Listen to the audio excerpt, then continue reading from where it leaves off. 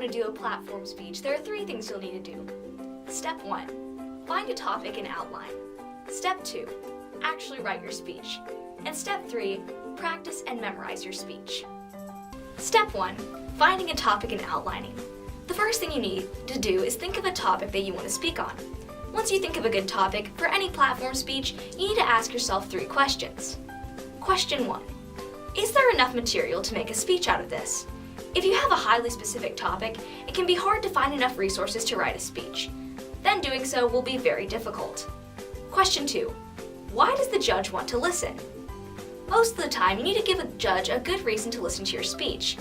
If you have an informative and you spend 10 minutes explaining the life cycle of a banana, but don't tell them why they care, they'll have a hard time paying attention. Or another example is unpersuasive. If you spend 10 minutes telling them that junk food is bad, the judge probably already agrees with you. You'd have to convince them to take their beliefs a step further and cut out more junk food, or do something different. No matter what speech you're doing, you want to give the judge a valid reason why they care. The third, and probably the most important question is, will I be okay talking about this a billion times? Throughout the year, you're going to spend a lot of time researching your speech and then talking about it a lot at tournaments. So you want to make sure that you actually care about the topic at hand. If you don't care about sports, don't do an illustrated oratory on the origins of rugby. Once you decide on a topic, you need to outline exactly what you're going to be covering in your speech. Most speeches are set up like a 5-paragraph essay. They have an introduction, a thesis stating the main point of their speech, 3 main points, and then a conclusion. So the next thing you need to do is decide what exactly you're going to cover in each of those points. Once you make an outline, you're ready to move on to step 2, writing your speech. Writing a speech is pretty much like writing an essay for school, but there are a couple things that you can keep in mind while you're writing it. There are 5 points that we want you to remember. First, you need to remember to tell the judge why they want to listen. This relates to the point we talked about earlier, and asking why you think the judge should care.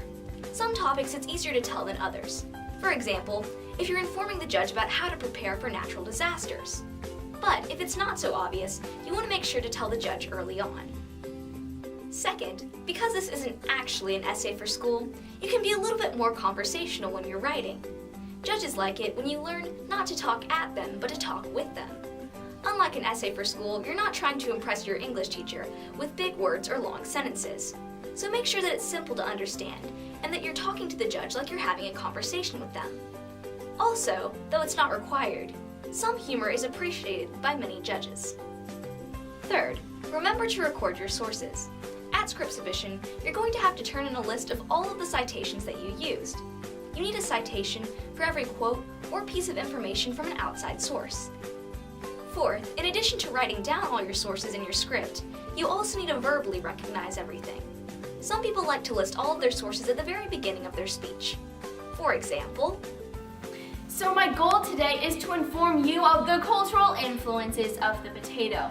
All information in this speech is taken from the sources the Encyclopedia Britannica, Life with Potatoes by Joe Schmo, and an autobiography by Mr. Potato Head himself.